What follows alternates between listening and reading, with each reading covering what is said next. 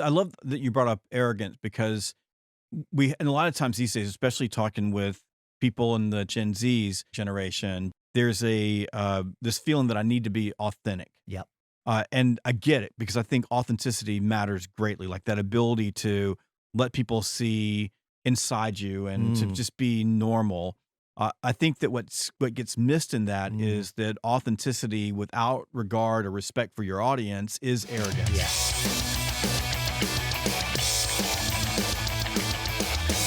The leads are weak.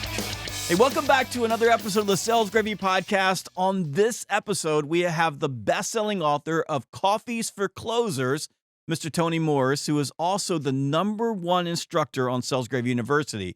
And before we get started, if you want to try out one of Tony's courses, go to learn.salesgravy.com, learn.salesgravy.com, and use the code FREECOURSE. Now, this code only works for people who have never taken a course before. That's learn.salesgravy.com, learn.salesgravy.com. Tony, welcome back to the Sales Gravy Studios. Thank you. Glad to have you on the Sales Gravy Podcast. You're an amazing speaker, a great Thank you. communicator. I know that everybody wants to talk to you about cold calling and communication, but on this episode, what I'm really looking for is about you. Like, I want to go back to your roots, how you ended up in sales, how you grew up.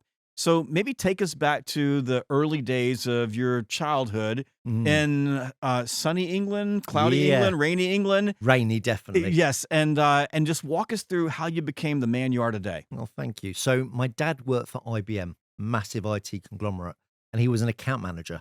I remember about 11 years old, I used to watch him learn to present, but he used to practice every single day in front of his mirrored wardrobe, which was hideous. But he'd sit there with his cue cards and just practice and practice.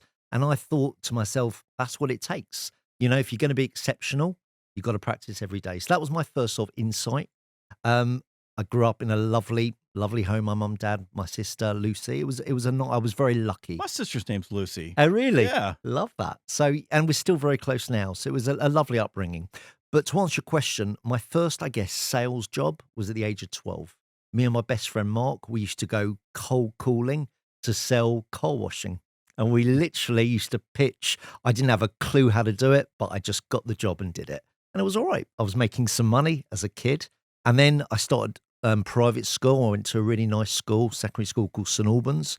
And I started, funny story, my friend's dad had a lot of porno mags. I don't know if you're allowed to say that these days, but he did.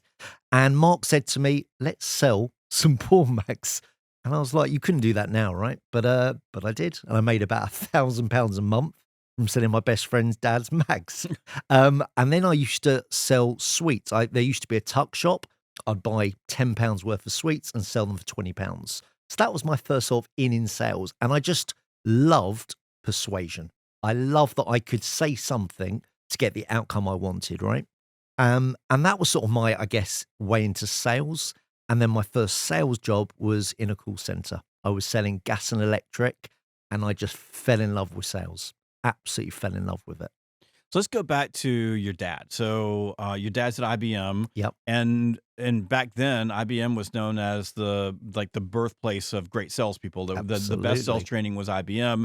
If you could sell for Big Blue, you were the best of the best. Absolutely. So you watch your dad practicing. Was that part of their culture? Was that to keep Mm. your job or to be the best at your job, you had to keep practicing, or was that just something that was inside of your dad's character and who Yeah. he was? I think it was that. My dad always said to me, I'll never ever, he passed away, bless him, 18 years ago, but he always said, the harder you work, the luckier you get. And I now know he got it from the golfer Gary Player, but he said, what you put in is what you get out. And that just always sticks with me. And he said, Tony, you don't have to be the greatest. You got to be the hardest grafter. So I grew up with that. My dad had a good living. He enjoyed his job. He was in the pharmacology sector of IBM. He did well. But for me, it was about graft. And that's the biggest takeaway I had. You mentioned Gary Player. And I'm going to paraphrase this, but there was a patron once who commented, "Gosh, I wish I could hit a shot like that." And Gary Player responded, this is not his exact words, but he basically said, be careful what you want, because in order to hit a shot like that, you've got to go back and hit 1,000 shots every single day. and you're going to spend more time practicing the shots than you actually Love that. spend time actually playing. And I don't think a lot of people recognize when you're watching someone at a professional level, whether Yeah. it's in sales or in golf or anywhere else, the amount of practice that goes into it to get there. It's funny, there's a book called Bounce, Matthew Said, who was a professional table tennis player, British under 12. And people used to say to him, "You are so gifted." And he said, "I appreciate the compliment, but you don't see me practicing 18 hours a day and I sleep with a table tennis bat." That's a fair comment, right? It's true. I think it's you think about all the things you want to master in your life. It just takes a long time. I had the same thing. People are like, they come to me and go, "How do you write these books? How do you write so many books?" I'm like, you don't see the hours and hours and hours that I spent. And yes, 16 books in, I've got a rhythm that I've learned. You didn't see the very first book I wrote that was not a very good book, and it took me 6 months of editing to come up with 20,000 words that were not very good. You didn't see that. Like, you didn't see all the failures. You didn't see the amount of time that I spent agonizing over the words, because it takes that amount of time and practice and effort to get to that place. Absolutely. Going back to when you were 12, my very first sales job was when I was 12, but I wasn't selling car washing. I was selling dead animal funeral services. Right. So you're here in Thompson, Georgia, at Sales Gravy Studios, and even though there's a little strip over there with a hotel, this is basically a rural area. And where we are, there's a lot of farms and what have you, and so animals die: chickens, cows, horses, you name it. So when they die, they don't smell very good. And I made a living going around and having conversations with all of these houses that, "Hey, if your animal's dead, call me and I'll bury it for you." That's hilarious. Yeah, we don't have much of that in London. But yeah, look, if you can sell a dead animal that smells, you can sell anything, right? Yeah. So your friend's dad, who had the magazines you were selling, did he ever miss the magazine? It's a good question. I don't think he knew. And but it was funny. I became known as, they call me the Porn King. But even still, it was like, I still had to persuade, even if it was an easy sale. But I had to communicate effectively, even though it was a funny product, right? I just wish we could get Grace's face on camera for this, because as soon as you said that, she started laughing, because from now on, people are going to be don't you the Porn King. Yeah, we'll cut that. Oh, that's definitely going in. I don't know. That might be good on TikTok. Yeah.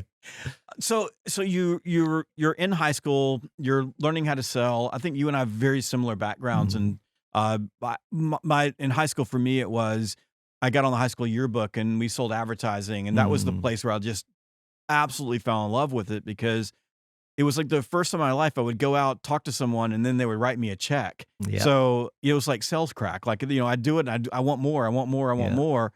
And it was easy. Like, it's easy when you're, 16 years old and you're asking people to buy yearbook advertising. Pretty much everybody says yes. You get a few no's, but it's not as hard as when you get down the road. But I did fall in love with the ability to just have conversations with people and they would hand you money. Absolutely. Look, it's a skill that most people don't have naturally. And obviously, we both know you've got to perfect it over a long period. But if you've got, I guess I had the gift of the gab quite early. Now I know how to hone that in. But it came natural to begin with. And I loved it. Like you said, sales crack. I just absolutely loved the buzz. So still where do. did you go from there? So when I went traveling, so I graduated, went to university, and when I went traveling, I sold encyclopedias. So I was 6 months in, I ran out of money, me and my best friend Alex, and we were just chatting on the beach saying, "I can't believe we've got to go home." And there was a guy that said, "Guys, I've been listening to your conversation. I hope you don't mind, but I've got a business, door-to-door sales, selling encyclopedias. Would you be interested?" Alex was like, "Absolutely not." I was all game, and we both went out. Alex, the first 3 days, got rejected, not interested, but I did well, and I carried on for about 3 or 4 weeks, made some nice money, and it allowed me to travel for another 3 months. But I got back from traveling, and my dad was like, "Get a job, right? If you don't get a job in a week, you're out," which I thought was harsh but fair. And my friend was working at a call center called Cytel. It was one of the largest outsourced call centers. Let's talk about, where were you traveling? What was? I travel everywhere. So we started in Asia. We went to Asia, Australia, Bali, so Indonesia, LA, and Canada. Wow. It was What year was this? incredible. 2001. Wow. 2001. Well, we have very similar backgrounds because now this was about 10 years before you, but I went to university, got out, ended up getting in some sales jobs, and we had this big recession. And I was like, okay, I'm going to go travel. So I went to Europe and as far as I got into Asia was into Turkey, but traveled all over the place. And we would run out of money, and then we would sell stuff and we would get enough Absolutely. money. Basically, we were living on nothing. I mean, you could live on $10 a day, but we Of would get a little bit course. more, go buy some beers, and then when we get to the next town, if we needed to do something, we would sell anything. We would sell it, Yeah. and just kept going. And it was fantastic. And when I came back, it was like, dude, you got to get a job. Yeah, correct. Now you got to grow up. Yeah. Totally.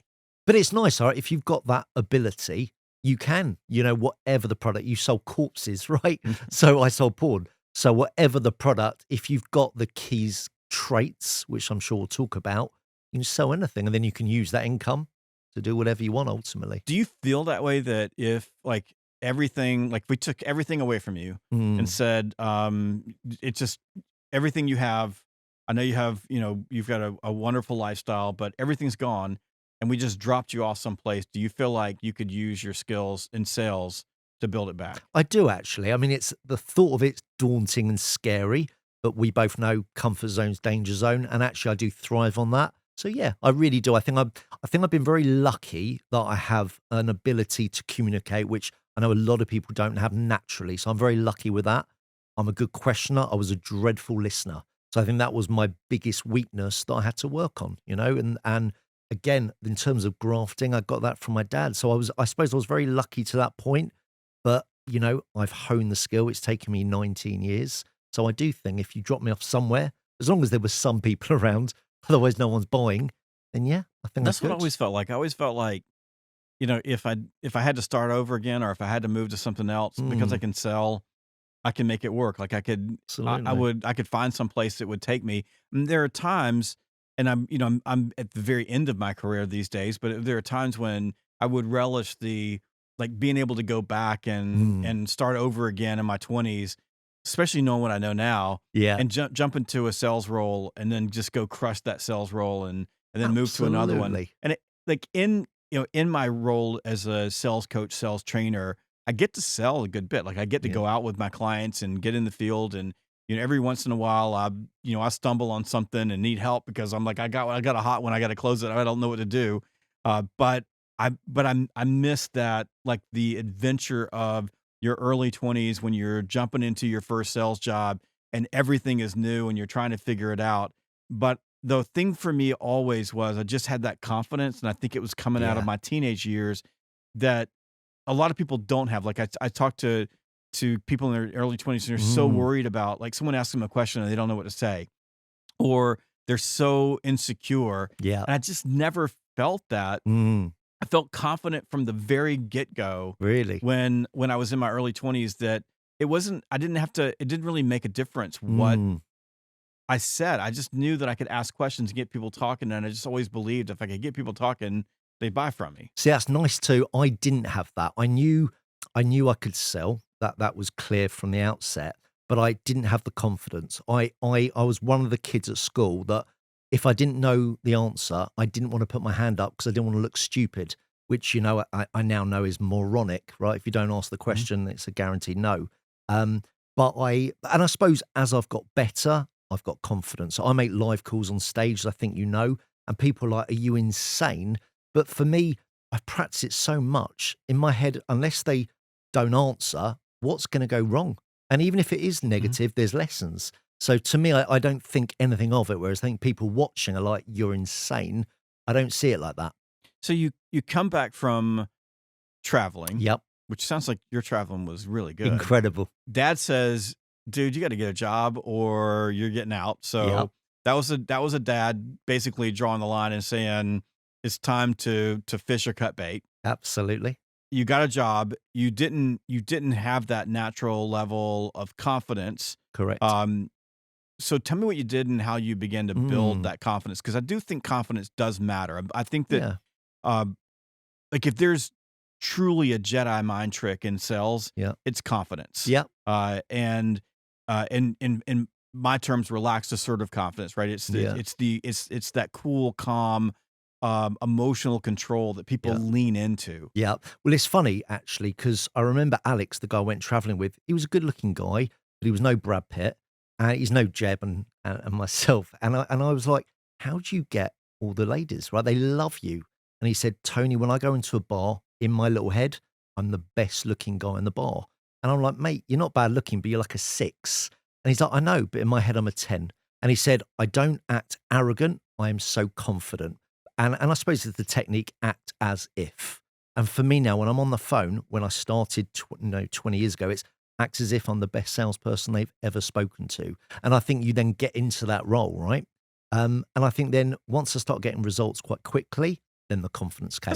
It's an interesting analogy because it's funny, and you may not buy this, and I think other people might not buy this, but there's a lot of my life where I do feel insecure, like I don't Yeah. know what to do, and I don't have that level of confidence.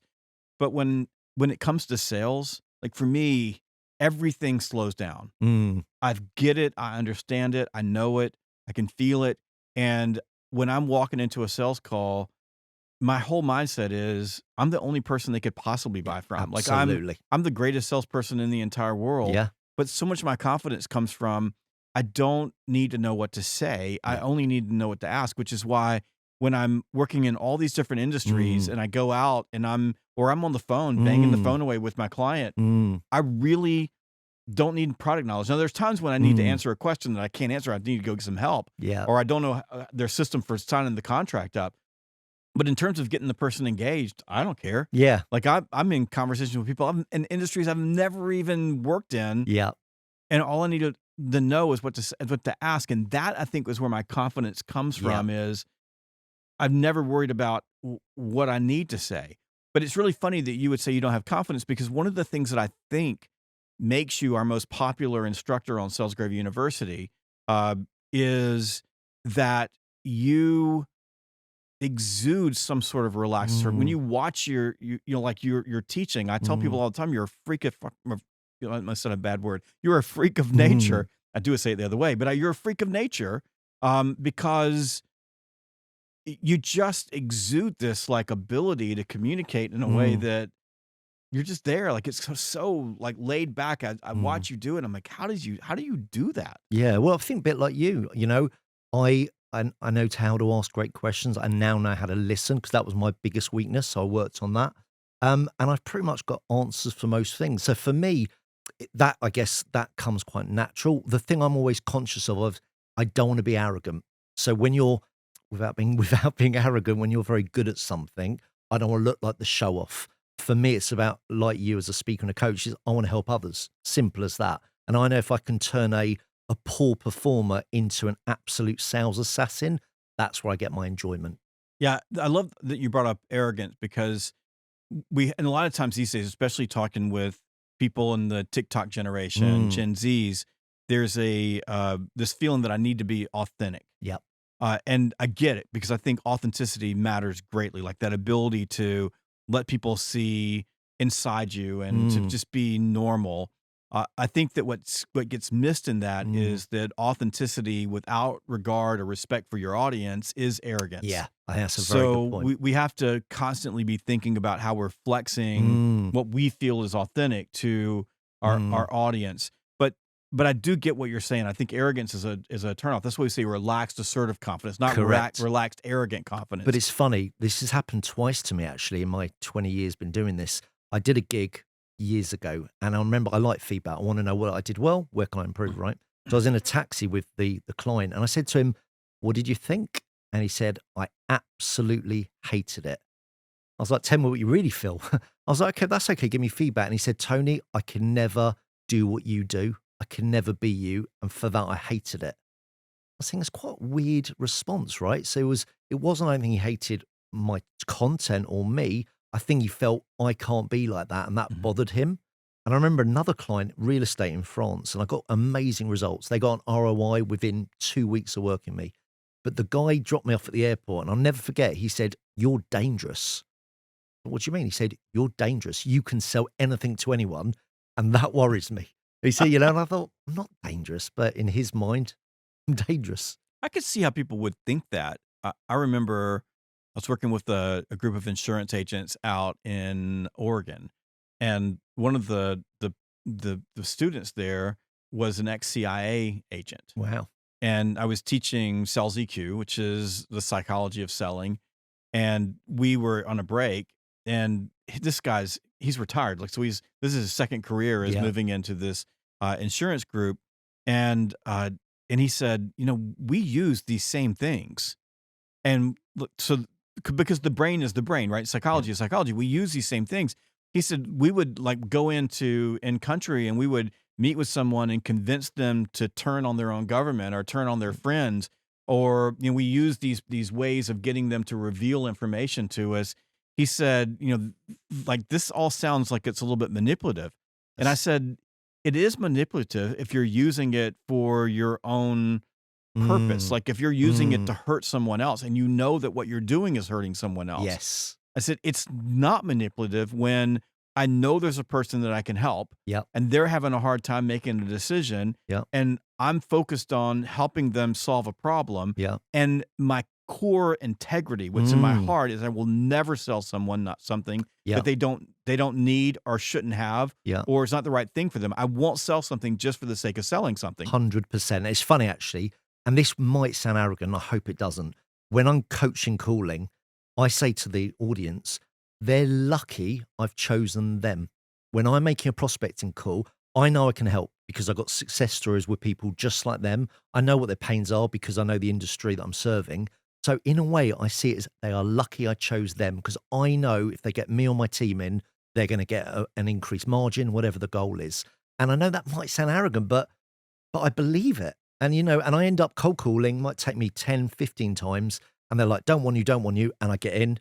And about 3 weeks later, they thank me saying, I'm so happy I made that investment. And I'm delighted. I love that. But that goes back to that confident mindset. What you're telling yourself is who you are. Like your identity is, I'm a person that helps people. Absolutely. They're lucky to have me call them. Yeah. And they just don't know they're lucky yet. So I've got to call them enough times and have a conversation with them to convince them that they're lucky that I'm there. Go back to when you got your first job. So you had this hard conversation with your dad. You didn't think it was quite fair. And I can actually see this. Like I can see you come back from this long trip and you're walking into the house and you're thinking, I'm going to rest and relax. And you're like, Dad, you're wrong. Now you know that it was the right thing to do. So you get this your first job. What is this first job you get? So I was selling, the campaign was utilities. So I was switching people. It's a funny story, actually. I was switching people from British Gas, which was massive at the time, to our campaign, which was Scottish and Southern Electric. It was all on a dialer. So literally the second you push green, non-stop. The second the phone goes down, it's non-stop, right? And we had to just convert. And we knew the customers that we were speaking to, all were British Gas customers. We had to convert. And there was about 120 of us. Within 2 days, I was their top sales guy. And everyone was like, what are you doing? I'm like, I've got no idea. I have no idea. And it just got better and better. And to the point, the commission was rubbish. But what was good to me, I loved the win. I loved the buzz. And if you hit your target, you go home early. And that's where a funny story comes in after, but where I found my grandma. But the message was, my job is just to explain why you should use SSC than British Gas. It was that easy. And I wasn't scared to close, which most people were. All right, what's the funny story? So the target one day was 10 sales. And my shift or road start at 10 a.m., finished till 6 p.m. They said, as soon as you hit 10, you're going home. And it was a beautiful sunny day. And all my mates were around me. And I closed 9 sales within an hour. Unheard of, but I did. And I said to my mates, you're losers. I'm going to be out of here in 10 minutes. Like, yeah, good one. And everyone I spoke to, I couldn't get a yes. I was like, it's killing me. And I reckon I now sounded desperate, right? I call it commission breath. And I thought I had commission breath. So I thought, I'm going to phone my grandma. Easy. So I phoned grandma. She's like, hi, sweetheart. I said, Grandma, listen, just at work, yes. I said, I'm just going to pass you over to my manager. Just say yes to him. And then I'll come round later on. She's like, yeah, fine. I put him over to my manager. And then he looked at me and said, she's hung up. So I phoned her, get back. I said, Grandma, listen. She's like, sweetheart, I'm happy with British Gas. I said, Grandma, I know you are. Just take his call. I said, listen, in 7 days, you can cancel. I'll come round. I'll do it for you. You just got to say yes. Oh, yeah. Okay, then fine. Put him back on. Put him back on. I'm sending my mates losers, high-fiving them. And they looked to me. She's put the phone down. Like, geez, I can't close my grandma. So I went outside the building and I said, Grandma, what are you doing?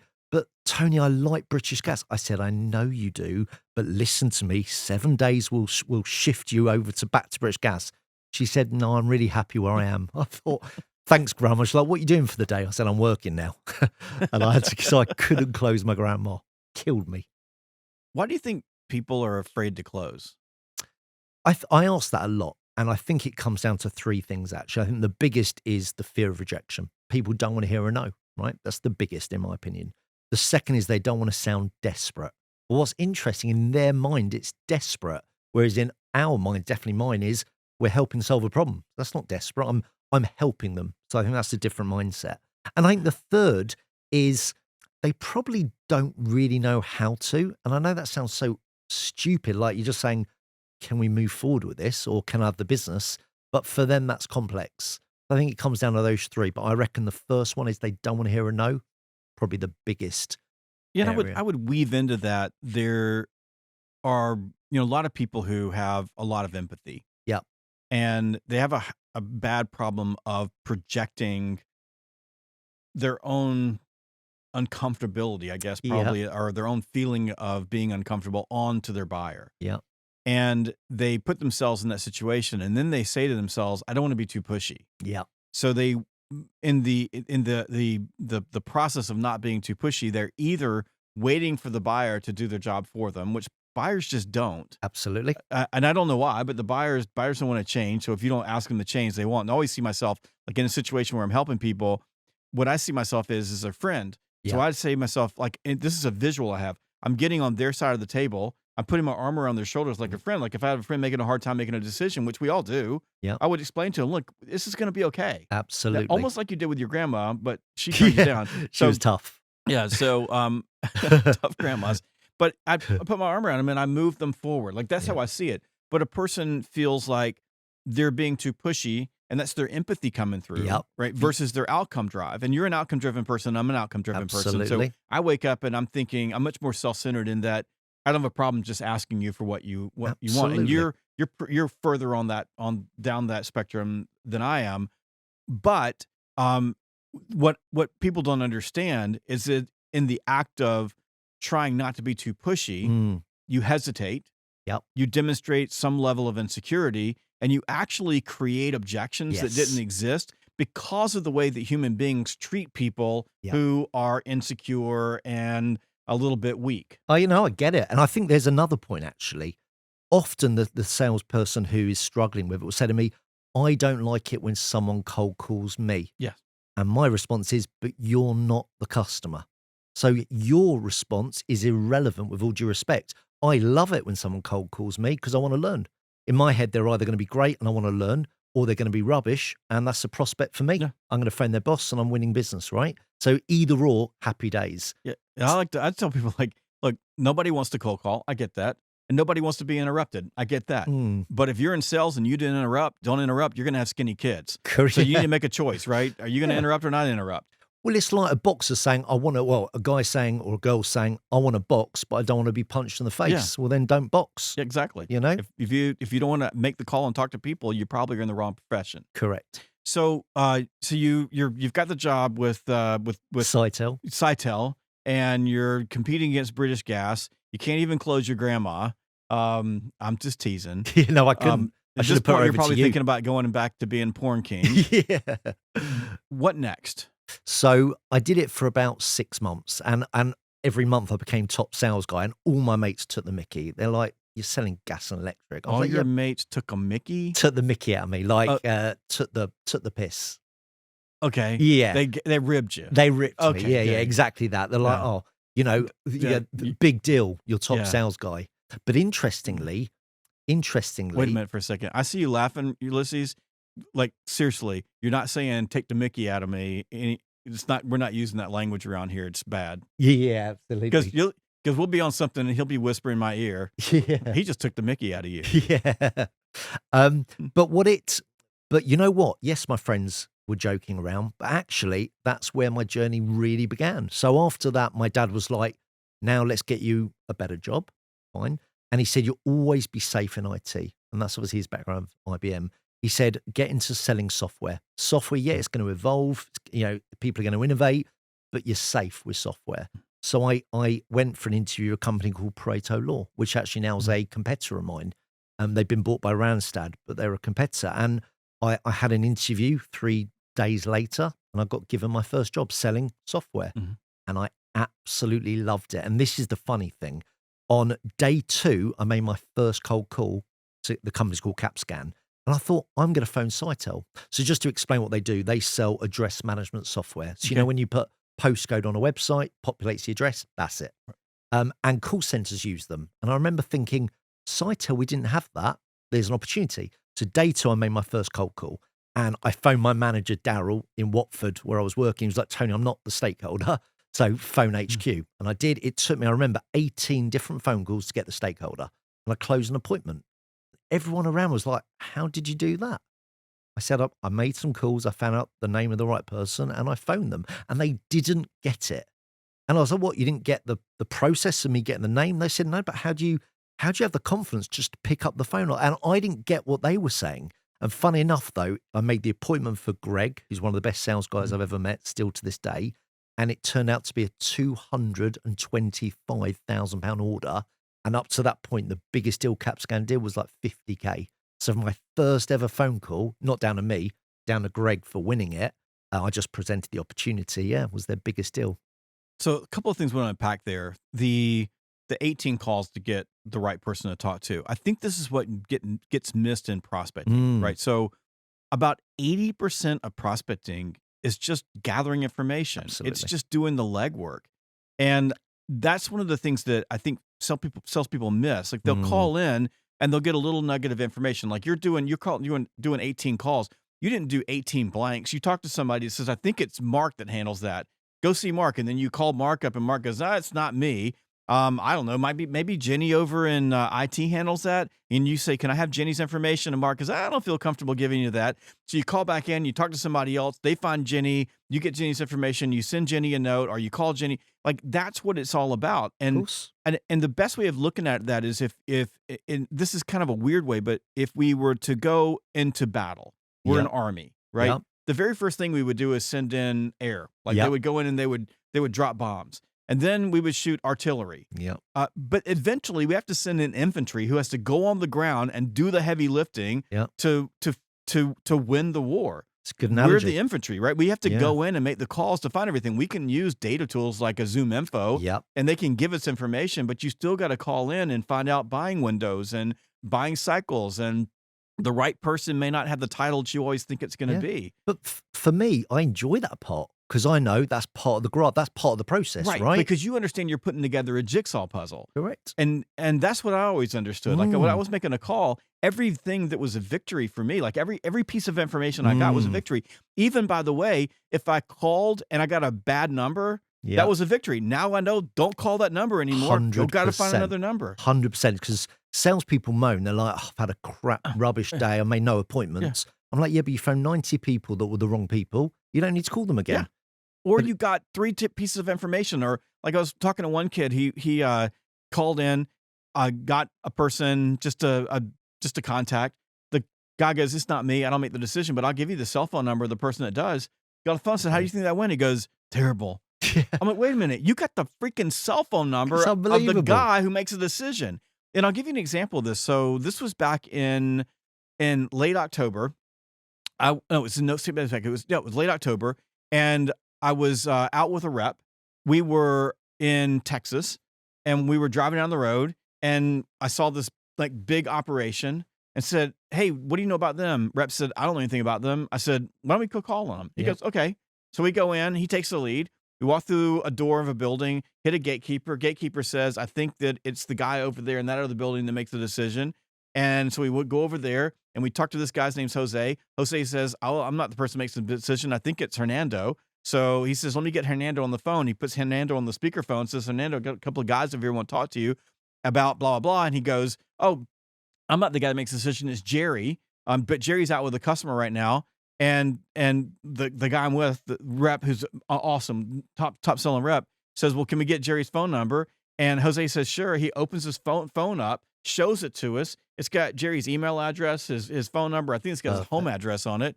And we go back out in the parking lot, pick up the phone, call Jerry. He's with a customer. He says, hey, I can't talk to you right now, but I promise I'll call back in 20 minutes. 20 minutes later, true to his word, he calls back. 2 weeks later, he buys a $300,000 machine from this rep. Wow. I mean, that tells you everything, right? But salespeople don't do the hard graft at the beginning. And I don't know why. Yeah. I mean, your opinion, why don't they do that bit? I think that you said something that is fundamental to this. You have a deep level of faith that if you're doing that activity, that it's going to pay off at some point in the future, right? True. It's just faith. Yeah. I have the same level of faith. Like my faith of you can drop me off anywhere, take everything away, and I can build it back through sales is the faith that I can take a list, get on the phone. If I've got something viable to sell, even if I don't even like it, but if I got something viable to sell that helps people, I'll find the person that needs to buy it and I'll talk to them. Absolutely. And I know that I can have those conversations. But for me, it's just this process. It's like I pick up the phone and I dial. Every little piece of information for me is valuable. It's gold. And it's one of the reasons why, if you ever watched me with a CRM, I'm obsessive compulsive with every piece of information's in the CRM, every note's in the CRM. Absolutely. Everything is there, because the next time I pull that list up, I'm looking at the list and I'm going, okay, I know this and know this. So I'm asking the question, hey, and I start throwing these tidbits out and I get closer and closer to my target. And if I get the target and I've got a product that they need, you're winning. I can get them to meet with me. And if I can get you to meet with me, I can win a deal. 100%. I think one big thing that salespeople get wrong is they focus on what they don't get. I didn't get appointments. I didn't get the deal. And I say focus on what you did. You know, stakeholders' names, emails, numbers, whatever it might be. You've got to focus on those parts, because we know that bit leads to the result. So I think it's a key point. And that goes back to, you have to have this daily rhythm where you've got time blocked. You've got so many outbound prospecting touches you're going to make. And these days we get to make touches through all kinds of different medium, but we've got those touches we're going to make, and we're doing it every single day without a break. Because what we have to recognize is that all of those little tiny wins that you and I are talking about, I got one piece of information. I got an email address. I got a name. I got a first name. I got a last name. I got something. I got an extension. I got to know. But all of that information is adding up over time, and it's the cumulative impact of all of those little touches that over time begins to pay off. I think so many salespeople, as you said, are focusing on what they didn't get. They're also focusing on immediate or instant gratification. Yes. Like I'm doing prospecting today, so I should be selling today. Yeah. And then when someone like you comes along and makes 18 calls, gets in the door, opens it up, walks a great salesperson through who closes the deal, like, how did you do that? Yeah. And you're looking at them going like, folks, this is not magic. Like, this is a blinding flash of common sense. Yeah. You have to do the heavy lifting in order to get the appointment so that you can sell something. If you didn't have the appointment, you're not going to sell anything. But it's interesting. I remember, as a good example, I do a lot in hospitality. I work with a lot of hotel groups. And there was a company in the UK called Jury's Inn, independent 30 hotels, right? And I cold called probably 30 calls. And I finally got the stakeholder, a lady called Deirdre O'Dolan in Belfast. And I had a mobile. I called, I reckon, 70 times over a month, because she was the one who books trainers. She called me back, said, "You're getting on my nerves. What do you want?" I said, "Deirdre, I know I am. Thank you for turning my call. I've been talking to blah, blah, blah, blah, blah in my CRM. I hear you're the person who books trainers, and that's what I do. And I just want to have a conversation." She says, "Well, I do book trainers for Microsoft Excel, Microsoft Word." And I was like, "That's not what I do." So whose fault is that? I asked the wrong question. Yep. The key is who books sales trainers, right. And it was a good lesson. And finally said, "You need a guy called Mark Webster." He lived in Watford, 15 minutes from my house. I cold called him and he said, "We use a company called MG. We're never going to use you." I said, "Just give me the opportunity." I met him. He became one of my biggest customers because I showed him what I did that MG didn't. I like that. Yeah. How do we complement what they're doing? I love how I said that. We compliment what you're already doing to make it better. Yeah. So don't change that. Just add to it. Exactly. So you're selling software. People are amazed at your ability. You're getting success. What happens there and what happens next? So I said to David, my boss, David Mead, I was like, "I'm cold calling. I'm making more appointments than anybody. I want to go out on the field." He said, "Tony, everyone does 2 years before you get on the field." I was like, "That doesn't work for me." well, that's it. You do that or you leave. I said, tell me what I need to do to make it quicker. And he told me, he said, you've got to triple your win rate. So I tripled my win rate. I did more calls than anybody in the entire sales floor. Luckily, I went out. It took me 9 months to get out on the field, and I loved it. Again, I was meeting the key stakeholders, and I was closing. So I did it for 5 years. I became the top sales guy, but by quite a leap. But that was it. There was no next step. It was either get Dave's job. I was 24. He'd been there 30 years as sales director. They loved him. Wasn't happening. So I was sort of umming, what do I do? And my father-in-law, Boyd, said, you're the best cold caller I've ever seen. He was a good trainer. He said, let's do something together. So we literally set up May 2006. We set up a training company, and it's just grown from there. That's pretty good. I like that. And now you're a top instructor on Sales Gravy University. You've been in the studio with our amazing team here. Incredible shooting team. Courses. Can you give us a little bit of preview of what the new courses are going to be about, Absolutely. or more content? Absolutely. So there's two things really that I've worked on, because people seem to like my content. It might be my accent or they like my content. Either way, it's great. So I've done a few courses on sort of the second version of. So if we look at the questioning or objections, it's the sort of part 2. But I also want to do something I've not done before. So I've created a course on habits, and I've really studied some of the greatest habit formation experts like James Clear, Atomic Habits, or Sir David Brailsford, who came up with the marginal gain. So I've studied them and created this course. I've done things on mindset. I'd already written a mindset course, but very small as a micro course. It's now 35 videos of all content that I've learned in the last 3 years. Like you, I'm an avid reader. I read probably 100 sales books a year, but I read them, make it my own, and then I put them into my training routine. And so it's a mixture of part 2 and a mixture of fresh, brand new content. Very good. And we're working on a learning path. I'm trying to work through this now in my head on how we're going to do this, but I think we're going to call it like the Tony Morris Project. Yeah. So we bring in these courses and we line them up in a way that makes it easy for people to consume, because people truly love your content. Good. I'm just curious what your experience has been like just working with our team here. And I know I'm putting you on the spot because they're all sitting here staring at you. I would be honest. So if you say they're crap, it's terrible, you might not make it out of this building, or you're certainly not going to get the dinner tonight. But Trey's a big guy, so I'd be careful what I say. No, genuinely, they're exceptional. And what I mean by that, just give some context. Obviously, they're experts at what they do, right? That's why you employ them. They are exceptional at what they do, but they're so hospitable. And I don't get that, right? I've worked in 43 countries. Most people, they do their job, they're good at it, but they don't care who I am. And I'm a nobody, right? I'm some sales speaker from the UK, but they treat me like I'm somebody. And that really means a lot. And it's the little things. Like yesterday I mentioned I like Diet Coke. Guess what? Today I got a Diet Coke. I said to Tim, who's been organising this, that I'm trying to grow and get bigger. And he got me beef jerky in my hotel room for me. I was like, that is another level. And it's those little things that I know I'm going to remember and I'm going to talk about. And it's the little things that make the big difference that people don't do. So to answer your question, not only are they absolute experts, but they're so kind, they're so helpful, they're so supportive. And I can't speak high enough of them. They're exceptional. And it's genuinely a pleasure to work with you guys, because I just turn up, I do what I'm good at, and I deliver content. You guys take care of the rest. You're really good at it. That's the thing is, and I appreciate the compliments. We have an amazing team here, and you are a really big deal at Sales Gravy. Oh, thank you. So we hold you in very high regard.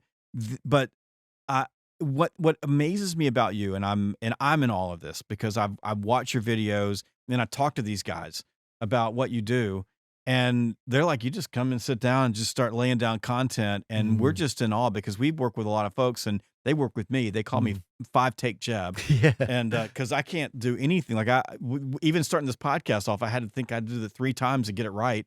I just messed things up. And you just like your stream of consciousness. And I don't know how you do that. You didn't see me. You didn't see me yesterday. I promise I was 7-take Tony. And fun enough, the reason for that is that was brand new, fresh content that I haven't delivered a lot of. It was all my content, but I was getting used to delivering it how I want it to land. But I think it's because I just know this stuff, and I know that might sound arrogant. I mean, it's funny when I was with you guys a couple of years ago, and I delivered those 30 courses.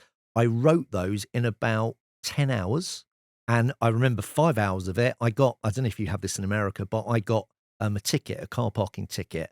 And they say you can either pay the fine and get 3 points, or you go on a course. Don't know if you guys have that in America. So we have it. So I went on a 5-hour course, the most boring thing I've ever done. And I sat there for 5 hours and thought, how can I use this time? And I'm going to download all the stuff in my head and put it onto paper. And I knew I could make a digital asset out of that. But it was funny. The guy next to me said, I've never seen anyone write so much on this course.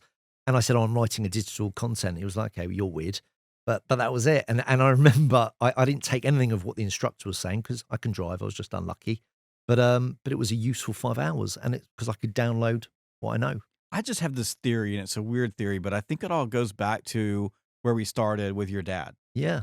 Watching your dad with the cue cards, practice and Mm. practice and practice. And I think it's the impact that, parents and great mentors and Mm. people that we admire Mm. have on us that's lasting, so that when you're prepping to do something like this, you Yeah. probably do it at the unconscious level now, Yep. but you practice and practice and practice until it's just rote. Yep. And Yep. it's just who you are. It's part of you. Because I think one of the things people like about you is that when you're delivering content, it's genuine, Yeah. it's authentic, it's you. Yeah. And even though you've done all the practice, it looks like it's the very first time you're ever doing it, and Yeah. you're just doing it easily.